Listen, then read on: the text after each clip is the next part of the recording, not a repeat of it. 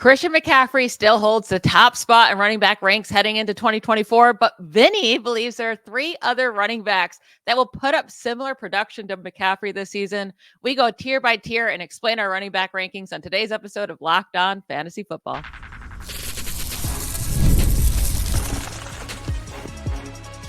You are Locked On Fantasy, your daily NFL fantasy podcast. Part of the Locked On Podcast Network, your team every day. Welcome into the Locked On Fantasy Football Podcast. I'm one of your co-hosts, Michelle Magdziuk. When I'm not doing this, I'm a researcher and fantasy analyst with NFL Network. And I'm your other co-host, Vinnie Iyer, but I'm not doing this. I'm writing about NFL fantasy and betting for sportingnews.com. I want to welcome in all new listeners getting ready for their fantasy drafts that are likely coming up maybe this weekend or the weekend after. The season is approaching us quickly. That's why we're doing our positional rankings this week to get you prepared for those drafts. Yesterday, we went through our quarterback rankings. So if you missed that show, go listen after this one. Today, we'll hit on our running back rankings. Before we start with our top tier running backs, I want to let everyone know today's episode is brought to you by FanDuel. Now through September 22nd, all FanDuel customers can bet $5 and get a 3-week free trial of NFL Sunday Ticket from YouTube and YouTube TV. Visit FanDuel.com/lockedon to get started. All right, so obviously Christian McCaffrey is sitting there as our running back one in tier one. So we're going to do this by tiers, right? And when we're talking about tiers, anyone that's in the same tier, we kind of expect them to score similar fantasy points this season. So the only guy I could put into tier one with Christian McCaffrey was Bijan Robinson, because I believe he'll be used in that Christian McCaffrey role. Now you have 4 guys in tier one, along with Christian McCaffrey. You have Breece Hall, Bijan Robinson, and Jonathan Taylor. So let's start here. Why do you feel so good about Breece Hall and Jonathan Taylor being in a tier one category with CMC? Yeah, first let me go through what I think about for tier one, right? These are guys that I believe have a shot to be top scorer overall in fantasy. And yes, I include Jonathan Taylor in this because guess what? He has been the number one scorer in fantasy before. And he's in a great offense to do so with Shane Steichen, with Anthony Richardson. He's going to get the volume. I mean, we've had to worry about guys catching passes and cutting into his workload a little too much in the past, but Jonathan Taylor is Jonathan Taylor. There's no issue with the contract. He's not holding in. There's none of this stuff. He's ready to go. He's in his prime. This is a big year. We know what he can do. So you have to include him. I mean, I think it's fair to say that he could have a big year for the Colts. Now, Bijan Robinson, we're not differing there. That we think that his workload is going to be pretty nice in that new Falcons offense. It's going to be more explosive, score more points. So Robinson definitely has that because he's a dual threat and he's a workhorse. Now, I look at Breece Hall. He has that same profile. He's a very good receiving back, can explode for some big games. I think he'll be a better overall runner this year, be more consistent. This team is going to be a lot better playing off the defense with Aaron Rodgers at quarterback. Aaron Rodgers doesn't need to be great. He can just be decent. Keep in mind, Breece Hall was very good last year with terrible quarterback play. So if you get above average quarterback play from Aaron Rodgers, and there's not a lot here, right? There's Garrett Wilson, and you start looking, is Mike Williams going to be healthy on the field? What are your other weapons? What are you going to get from tight end? There's just no one else. I know Braylon Allen could be a factor at times, but this is just going to be so much to go around. And he could be exactly maybe a bit of Tyler Algier to what he was there with Bijan Robinson. But Bijan was still a very high-scoring back last year. I don't think they'll use Breece Hall exclusively a lot to catch passes. It would not surprise me to be second on the team behind Garrett Wilson either. So that's why I have him up there. Again, these are explosive, potential, high-volume workers that are using the passing game that all have that potential to finish number one. And this is half-point PPR. For standard, it might be just McCaffrey. But when we have this half-point or full-point PPR, all these guys could be a factor there and either could score in the top. Yeah, so I have Jonathan Taylor down at, not down, but at running back 5 in my tier 2. I can't put him in the same tier. I know he's once finished as an RB1 just a couple seasons ago, but he had to lead the league in rushing yards and rushing touchdowns to do that. And it was also a pretty down year for running backs in general that season that he led. So I just don't think he's utilized enough as a pass catcher to be put into this category with Christian McCaffrey and Bijan Robinson. And even if you want to put Breece Hall in there, who's definitely highly used. So it's just going to be a little bit too touchdown dependent to feel great about him in that tier 1 category. Breece Hall, I have him as my running back 3, but I did put him in tier 2 only for the fact last year he saw so many receptions and so many receiving yards. He led all running backs in those 2 categories, and he still only averaged 14, just over 14 fantasy points per game, 14.8. Yes, hopefully there'll be more scoring opportunities for him around the goal line. But like, you're not going to be happy with 14.8 points per game with where you're taking him. He needs to be above the 18, maybe even 20 points per game to be worthy of that top 4 pick in drafts. So that's why I have him as running back 3 here instead of my top tier. But I'll say for moving forward, running back 4, I have as Kyren Williams. You're a little bit lower on him at running back 7. The reason I'm so confident in Kyren Williams is just because of what I saw last year from him, right? Like, he was so dominant. He and CMC were the only 2 players to average over 18 fantasy points per game last year, and Kyren Williams was at 21.3. No running back saw a heavier workload than Kyren Williams last year in terms of touches per games or carries per game. And he was just a beast anytime he was on the field. I'm not worried about Blake Corum. And I think your ranking of running back 7 is fair for him. But is that why you don't have him in your tier 1 or up higher because of Blake Corum?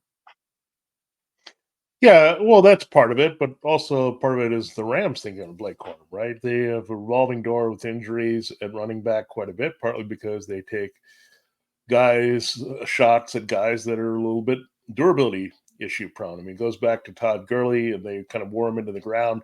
I think Sean McVay is kind of careful about that going forward with his backs. That's why he's always collecting and adding a new back here behind the other one. We saw that with Cam Akers and Darrell Henderson. None of that really panned out consistently, but there were flashes there, right? Whoever's touching the ball a lot for the Rams is going to be very productive. Now, I think there are some durability concerns with Kyren Williams. He missed time last year as well, so I'm dropping him there. And I think I'm a little concerned about exactly how much work he's going to get in the passing game, because a lot of his production was rushing oriented with good volume. So that's why he's a little bit behind the guys there in the top tier, and behind a couple other guys that I'm very on this season. Yeah, to finish up our top 2, our tier 2 running backs here. So I'll go through yours. You have Jahmyr Gibbs at the top of your tier 2, then Derrick Henry, then Kyren Williams, then Rachaad White, and Saquon Barkley. Those last 2 guys I do not have in my tier 2. They're a little bit lower down. So my tier 2 consists of Breece Hall at the top, then Kyren Williams, then Jonathan Taylor, Jahmyr Gibbs, and Derrick Henry. We both have Gibbs and Henry inside our top 7 running backs back to back. You have Henry at 6, Gibbs at 5. I have Gibbs at 6 and Henry at 7. Now, when it comes to Rachaad White, you have him in tier 2, which I think is very bold of you. Now, he did finish as a running back 6 overall last year, but he played all 17 games, finished as running back 14 in points per game. I have White actually in my tier 4 running backs at running back 14. And then when it comes to Barkley, you only have him a couple spots higher than I do in terms of the running back ranking. You have him at RB9. I have him at RB11, but I do have him in tier 3 instead of tier 2. So tell me why you're so confident in White and Barkley this year in your tier 2 running backs.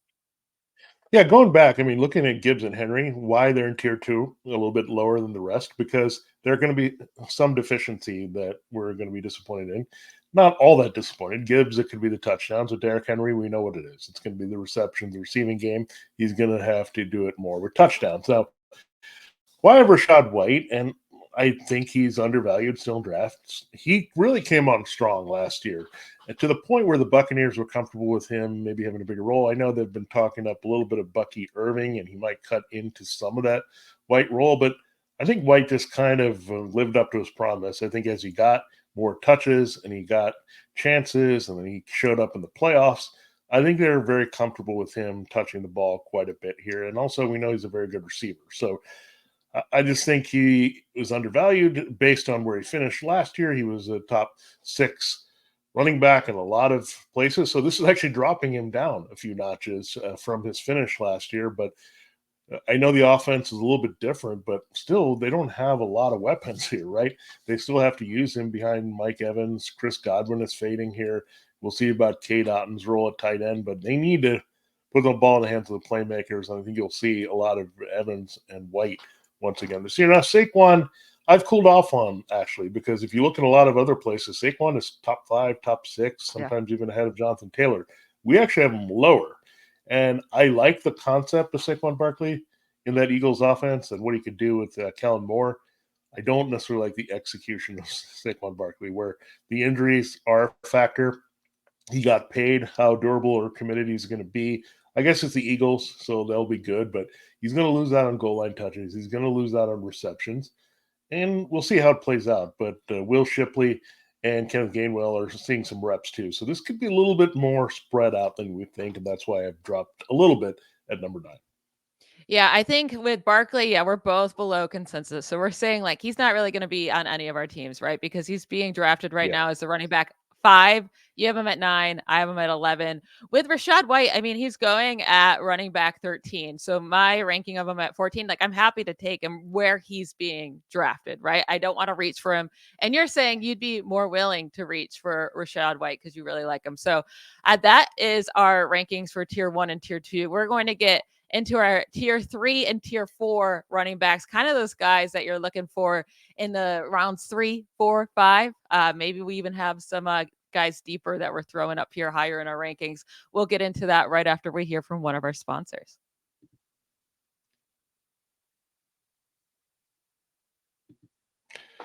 This episode of Locked On Fantasy Football is brought to you by FanDuel Sportsbook, and it's an exciting time at FanDuel because we've talked a lot about it. It's America's #1 sportsbook. Well, we have something a little different and special for you.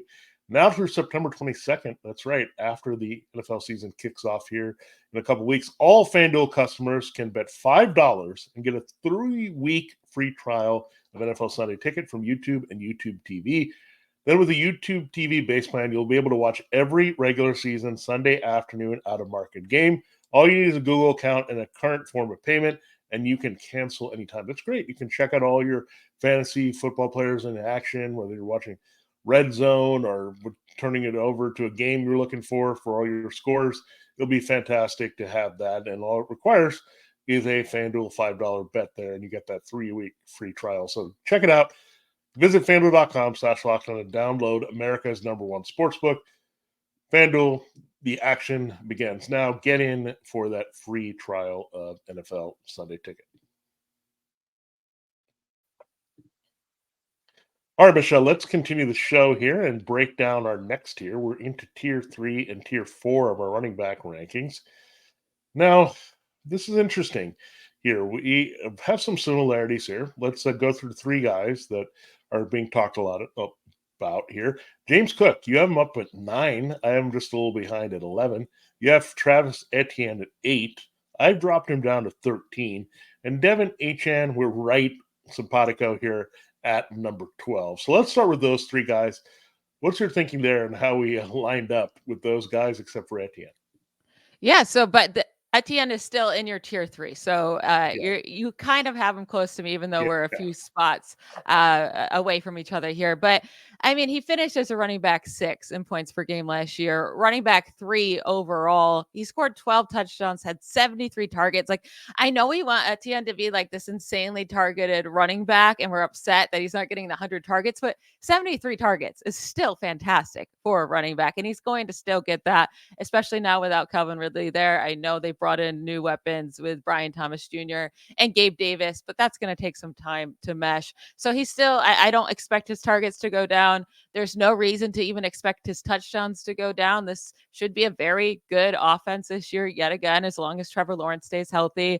And he is touchdown dependent in a way where his points, I mean, his biggest games were obviously the games that came with rushing touchdowns, but I don't really think he has any competition in this backfield. I'm not worried about Tank Bigsby. We went through that last offseason. So I still think he's deserving to be ranked as a top 10 running back. And I have him at running back 8. He's nothing like super exciting. I don't think he has top 3 upside, even though he was this year. But you know what I mean? Top 3, like average points per game upside. Yeah. But I still think he is a good draft pick this year.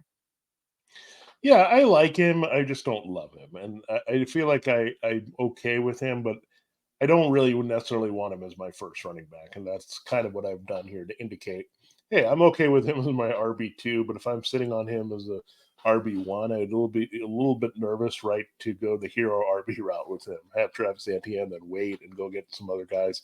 I don't know if I would be into that at all. But James Cook, to me, it lines up really well with his offense. You're also seeing Ray Davis, his backup, being involved. So a lot of the Bills' offense are going to go through the running backs here. The wide receivers have been up and down. So I think it's going to be a lot of the tight ends, a lot of the running backs there. Davis, by the way, is a premium handcuff you can go after. He's looked at fantastic in the preseason. So I like that. You get James Cook, you line him up with Ray Davis, and you're good to go. With Devon Achane, I think you have him at 12 because it might be the same reason, Michelle. It's a little bit high risk, high reward. Like, we want to swing for the fences here, but we're also saying we're going to mitigate this risk and take them a little bit below some of the other RB1s. So I like the concept, but Mike McDaniel can be fickle at the backfield. Jalen Wright's looking good. And just the ridiculous amount of production per touch that Devon Achane had. So he could have some big flashy games. He could fade away. He could also have some durability issues that kept him from being on the field as a rookie early last season. So that's my explanation, I think, for Achane being at 12 and Etienne at 13. Yeah, what Achane did last year was absurd. And that's why, it's too hard to put him too far down. We know the efficiency has to drop. He averaged 7.8 yards per carry last year. That was the third most by any player in a single season since 1950 in terms of minimum 100 carries. The only players that had more in a single season were Michael Vick in 2006 and Randall Cunningham. Both of these were quarterbacks in 1990. So what he did was stupid crazy. And then also, he played more than 10 snaps in 9 games. And in 5 of those games, he scored over 20 fantasy points and half PPR. So, he was a beast. It's hard to put him much lower than this. It's risky, but very high reward here. Now, we basically switched 2 players completely. And when we go into our tier 3, which I thought was interesting. So, one guy you're much higher on than me is Isaiah Pacheco, right? You have him at running back 10 overall. I have him down at running back 17. Now, I have James Conner at running back 10 overall, while you have him down at running back 17. So we basically switched these 2 guys. Why Pacheco at 10 and Conner at 17 for you, Vinnie? Well, I think it really comes down to 2 things. I think it's the youth and the ascension of a player and the offense. And I think the Chiefs are going to score a ton. It looks like that's going to be certain. That I think their scoring will actually go up. I mean, look at the weapons they have. Rashee Rice is not going to be suspended. Xavier Worthy is going to make a lot of plays to help them. And Marquise Brown doesn't look like he'll miss a lot of time. So I think this offense will be more explosive. There'll be more opportunities in the red zone. And I actually see these backs as being very similar. They have skill sets that are good. You punch them into the red zone, and they're probably going to get into the end zone and deliver there and put up the touchdowns.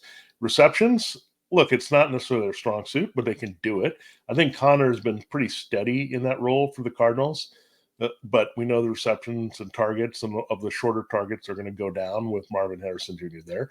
And Pacheco, I think, is going to go up. I mean, Clyde Edwards-Helaire and these other guys that they've tried to work in, Jerick McKinnon, he's going to have to step up a little bit more as a receiver, and he's proved that in the playoffs that he's capable of doing that. So essentially, to me, they're the same player. One's going up in a better offense. One's kind of reaching the end here. He's getting a little older, has some wear and tear, and is going into his free agent year.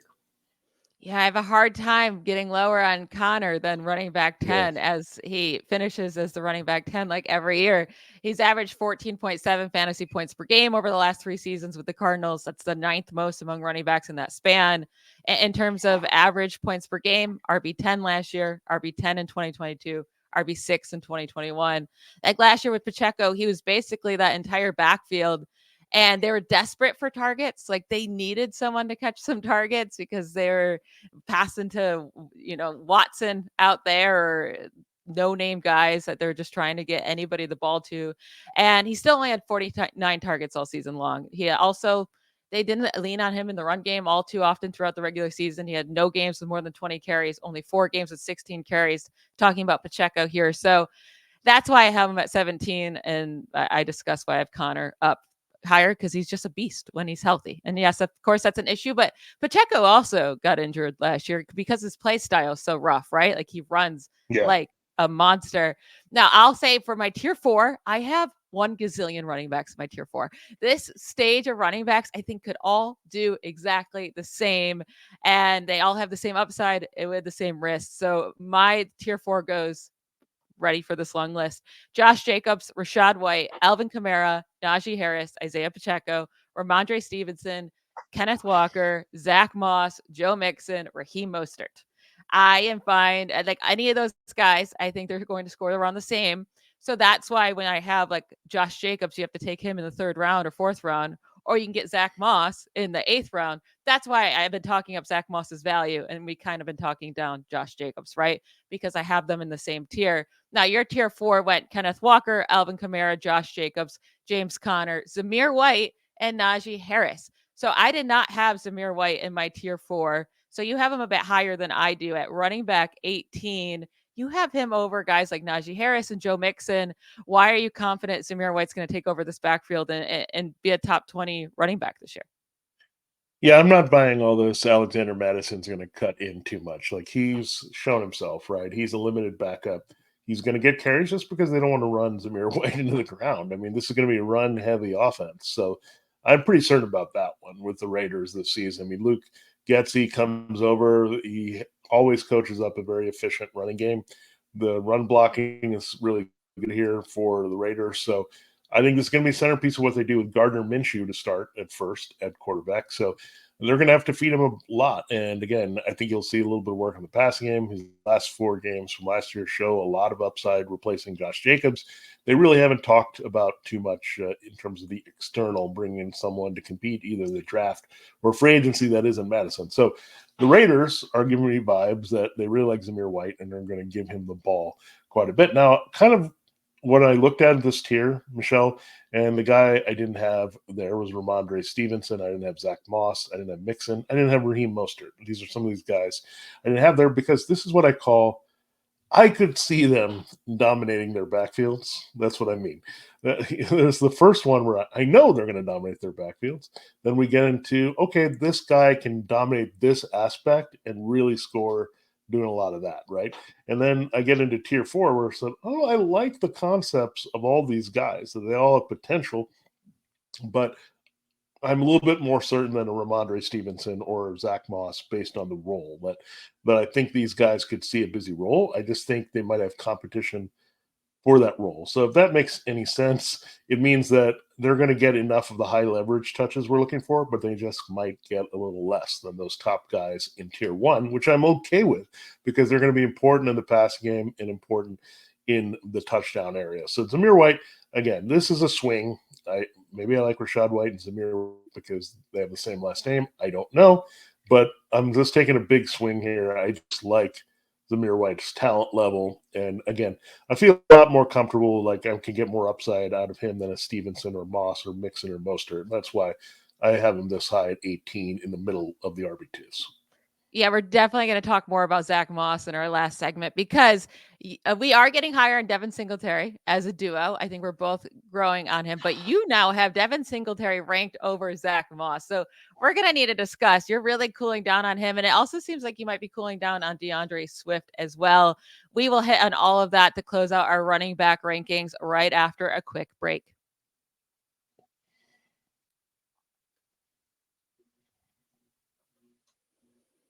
I want to thank you all again for making Locked On Fantasy Football your first listen every day. If you're new here, we're so happy to have you, and we're so happy to help you with your fantasy drafts and then help you make all your maneuvers throughout the season. Let's get you this fantasy championship. Moving on to finish out our running back rankings. So we talked about Zamir White. He's at the top of my tier 5. So we're not all that different. I just have him in tier 5. You have him in tier 4, about 5 spots ahead. Now, this is how my tier 5 goes. It goes Zamir White, DeAndre Swift, David Montgomery, Devin Singletary, Aaron Jones, Javonte Williams. You have a smaller tier 5 with Joe Mixon, David Montgomery, Ramondre Stevenson, DeAndre Swift. And then I want to just go into your tier 6 really quick because you have Devin Singletary at running back 25. I am at running back 26. I think if we would have done these rankings a couple of weeks ago, we probably would have had him lower.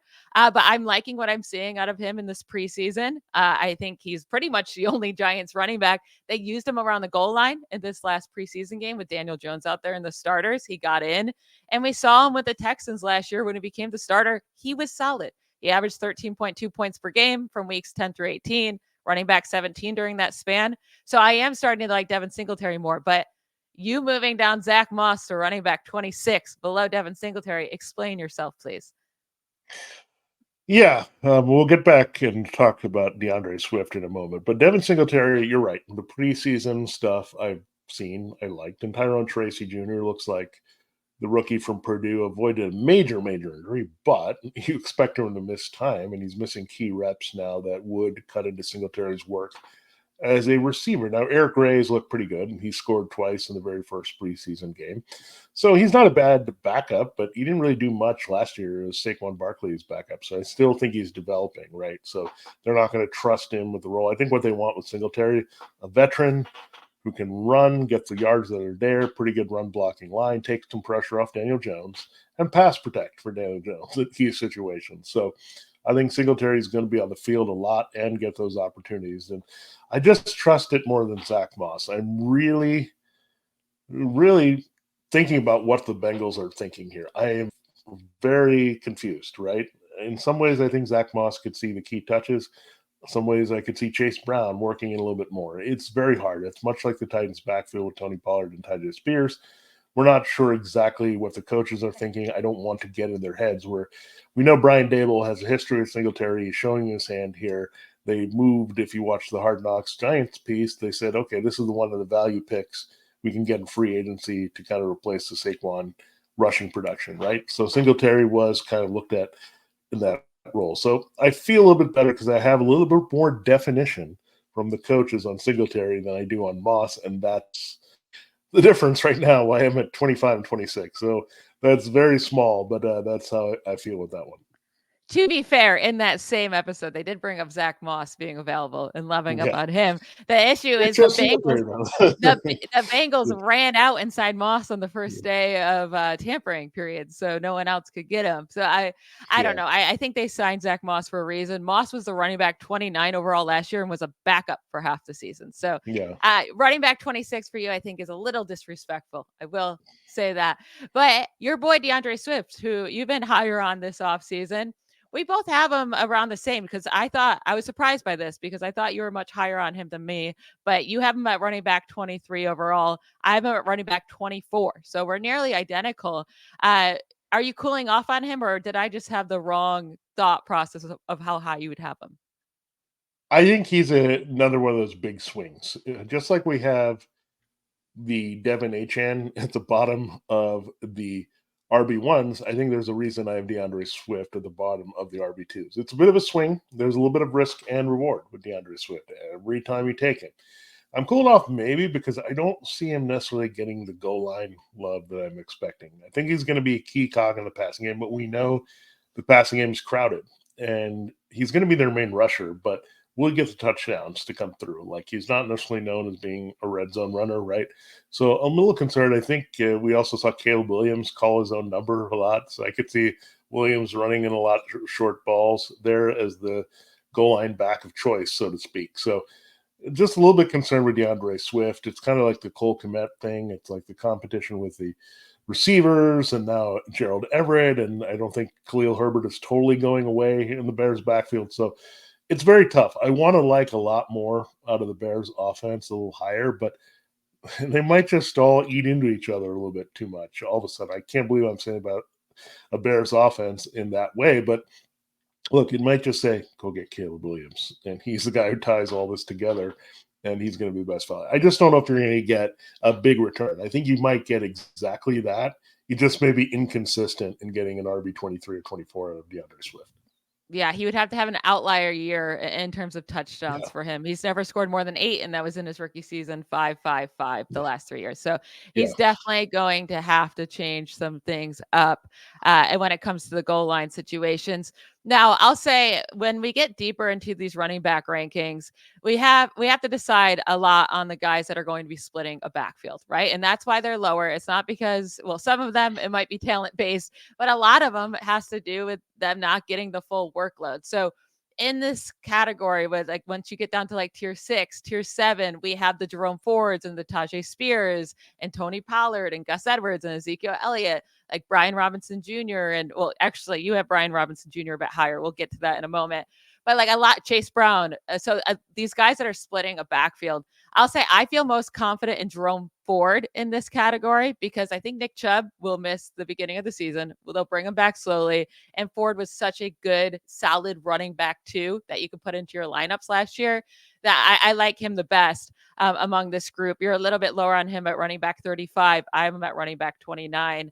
I really like Jerome Ford later in drafts, but it's interesting to look at Tajay Spears and Tony Pollard because we both have them ranked extremely close in our rankings.